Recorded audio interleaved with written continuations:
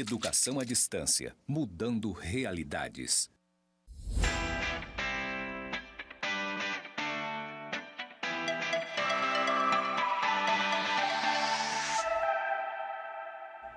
Olá, alunos e alunas, sejam bem-vindos à nossa segunda web aula. E hoje nós vamos estudar sobre o método científico. Então, na aula anterior, a gente aprendeu um pouquinho sobre essa trajetória, né, a caminhada até a gente chegar na organização da ciência moderna. E o método científico é um grande carro-chefe aí nessa ciência moderna. Vamos lá? Primeiro, a gente pensar assim, que o método científico, Lakatos e Marconi diz o seguinte, que não há ciência sem o emprego de métodos científicos. Ou seja, não há ciência sem um rigoroso, e aí eu coloco até a palavra rigoroso método científico. Por que ele é rigoroso? Porque tem que ter rigor metodológico, rigor científico. Aí a gente junta as duas palavras e o método científico ele vai justamente a partir da empregabilidade desse rigor metodológico, rigor científico, a gente vai resultar na ciência com o método científico. Hoje nós vamos conhecer como que ele vai se organizando em uma cadeia linear, né? Primeiro eu faço esse passo, depois eu faço esse outro passo, depois eu faço... E aí você vai, sem quer que você, assim, até mesmo perceba, né, que você está desenvolvendo um método científico, porque você está seguindo os passos a qual é indicado o método científico. Vamos aquecer, vamos pensar um pouco sobre as ciências, vamos lembrar sobre a ciência. A ciência tem como objetivo fundamental chegar a uma verdade, né, a veracidade daqueles fatos, por meio de uma ação intencional, sistemática e metódica. O conhecimento ele é produzido a partir da pesquisa, né, de pesquisas específicas, através de análise sistemática desses dados que são coletados ou de uma realidade, né, a qual você observa. Ainda também podemos dizer que todos podem fazer uma pesquisa, no sentido que todos podem pesquisar, buscar a verdade. Houve um tempo em que se pensava assim, não, mas a pesquisa é coisa do iluminado, de um cientista.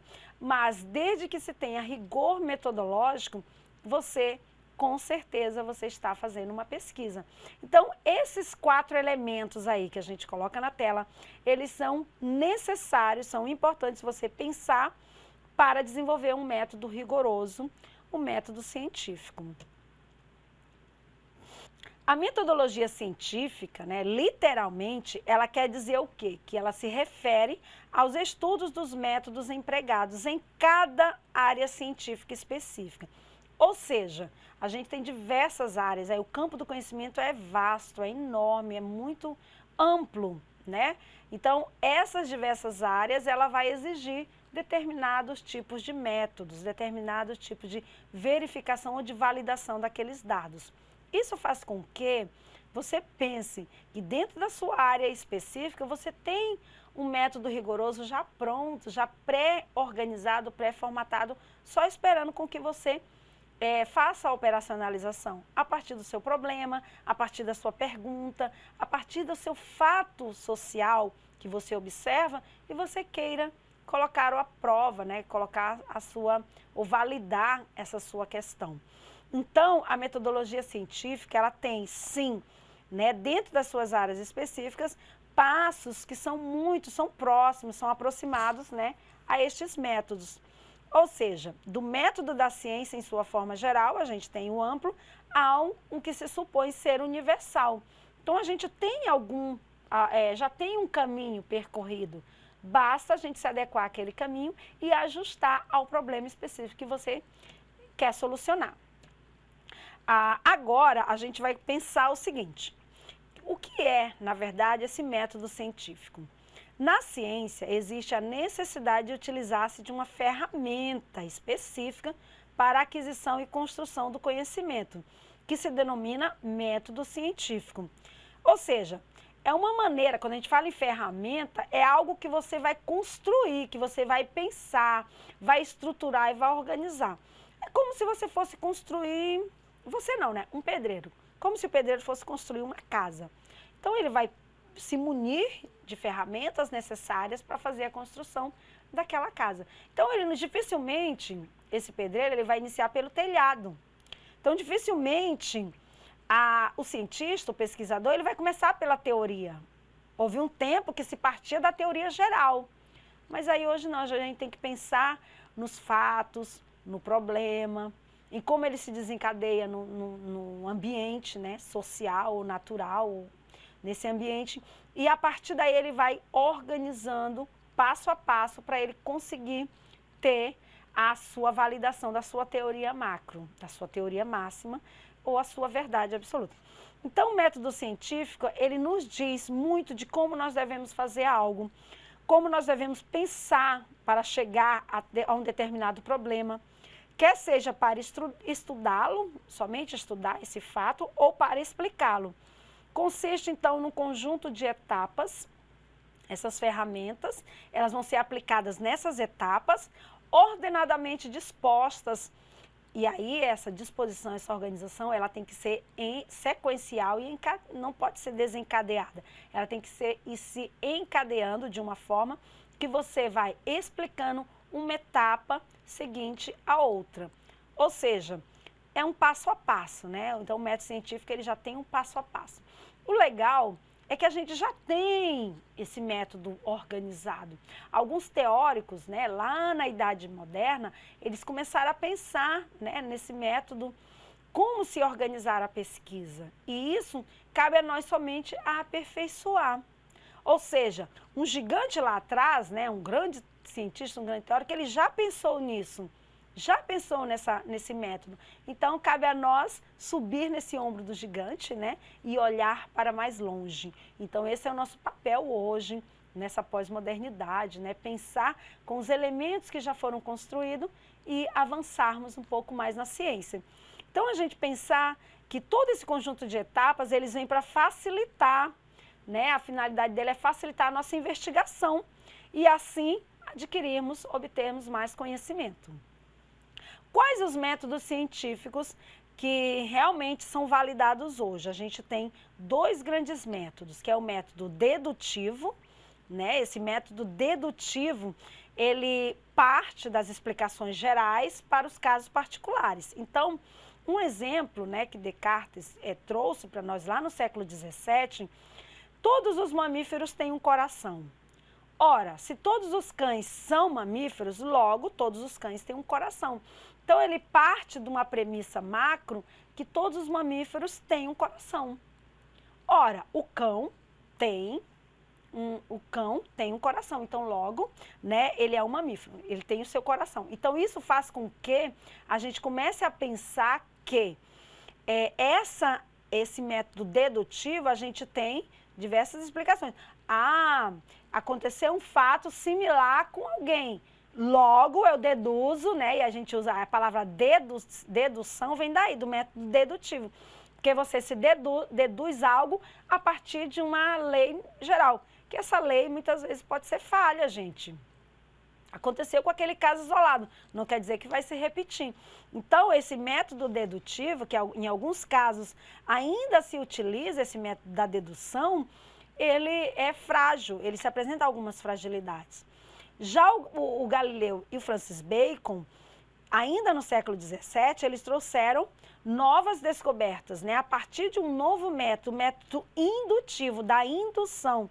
Aí ele já diz assim, todos os cães que foram observados tinham um coração, logo todos os cães têm coração. Então, ou seja, se todos os cães que foram observados, né, eles tinham um coração, então logo todos os cães têm um coração. Então, isso faz com que, de casos, né, não de uma lei geral, mas de casos específicos, não todos os mamíferos, mas de todos os cães que foram analisados, logo, todos os cães têm um coração. Uai, mas algum cão pode não ter um coração? Aí seria algo, né, que não se aplica aqui, mas dentro dessa perspectiva do método indutivo, eles induziram que todos os cães têm um coração. Então, dentro da minha área, a gente vai fazer um método indutivo. Todos os alunos daquela sala são tem uma dificuldade naquela aprendizagem. Então, você vai dizer o quê? Que todos eles têm aquela dificuldade na aprendizagem específica? Então, todos os dois métodos, gente, eles têm que ser colocados à prova, eles têm que ser colocados em questão. Por quê? Porque a gente nem pode deduzir e nem induzir, de tal forma que a gente vai trazer uma afirmação. São premissas que eu vou construindo. Então, a partir dessas premissas, alguns transformam em lei geral, desde que elas vão para uma aplicação específica de um método científico. Certo? Então, vamos pensar que o método científico, ele parte de alguns elementos, né, de algumas etapas necessárias, que são eles. A observação, ou seja, é a etapa em que há a execução dos questionamentos sobre o fato observado e a formulação de uma hipótese, que é uma possível explicação para o problema em questão, uma possível explicação. Então, não é algo já dado como verdadeiro. Aí, em seguida, a gente tem a experimentação, por meio da qual o pesquisador realiza experiências para provar a veracidade da sua hipótese. Então, lá na observação, ele levanta hipóteses.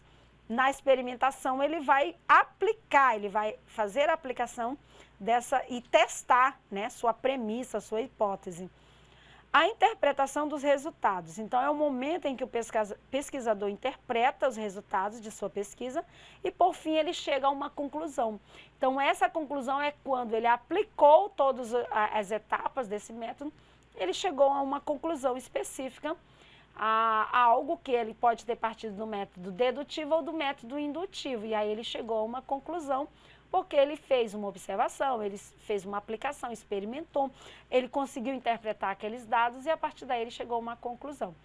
Então, os teóricos lá atrás, quando pensaram o método indutivo e dedutivo, foi bem dentro dessa perspectiva de aplicar nessa observação deles e a partir daí eles chegarem a uma conclusão. Então, esse método também, até hoje, ele é válido. São dois métodos que são muito utilizados a partir das inúmeras pesquisas que são desenvolvidas aí ao longo, né, do tempo. Então, a ciência, não há ciência sem a utilização de um método científico. Isso é fato, é consenso. Então, o inverso não necessariamente é verdade, né? Ou seja, se não houver um método científico, não tem pesquisa. Os seus objetivos principais são produzir conhecimentos, né? Explicação e controle dos fenômenos, permitir a fiel reprodução do sistema do conhecimento, ser compartilhável e transmissível, ou seja, esse conhecimento ele também tem que ser compartilhável, gente, tem que ser transmitido, né? E ser verificável. Independente do método utilizado, sempre vão querer provar alguma hipótese e gerar algum modelo científico. Então, é algo que você observa o problema, você constrói hipóteses, né? É como se a gente começasse a pensar assim, olha, mas acontece assim. E a hipótese é isso, é quando você começa a supor, construir afirmações ou negações, e aí você está construindo realmente a sua hipótese. E lá na pesquisa você vai provar se essas hipóteses são certas e também você vai produzir um novo conhecimento a partir dessa contribuição. Então, vamos ver direitinho o princípio da pesquisa científica.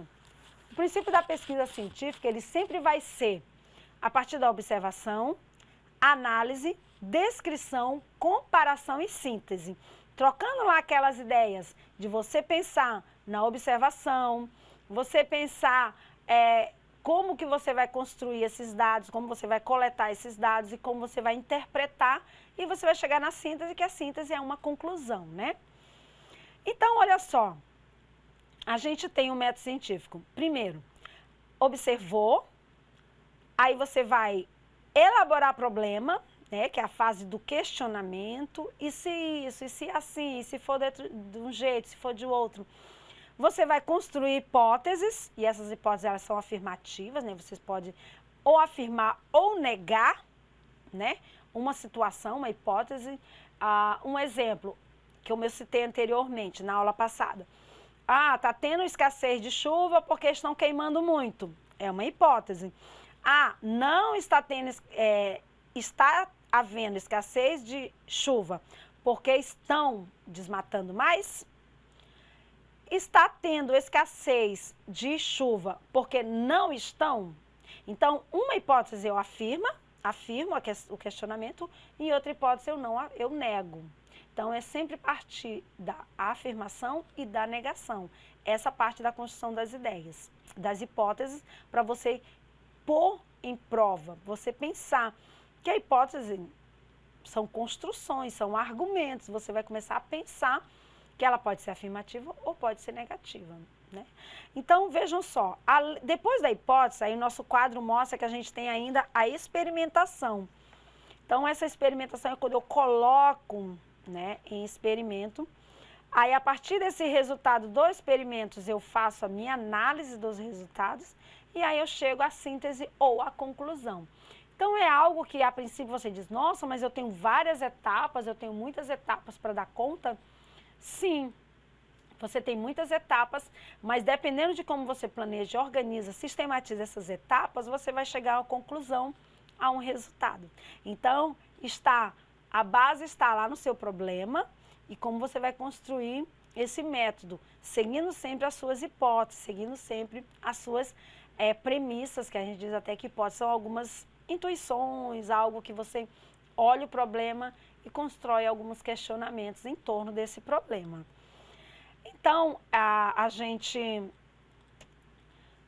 conclui aqui que esse método científico é algo que vai contribuir, de certa forma, com o seu trabalho de conclusão de curso. Você vai pensar, construir, aplicar esse método sempre observando, construindo hipóteses, analisando esses problemas e chegando à sua conclusão, né, a partir dos seus resultados.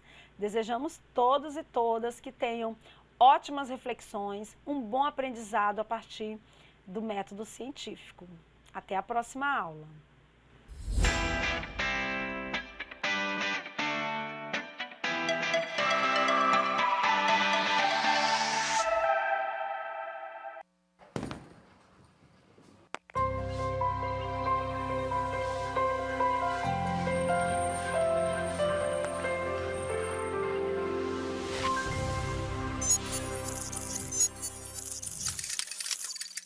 Educação à distância, mudando realidades.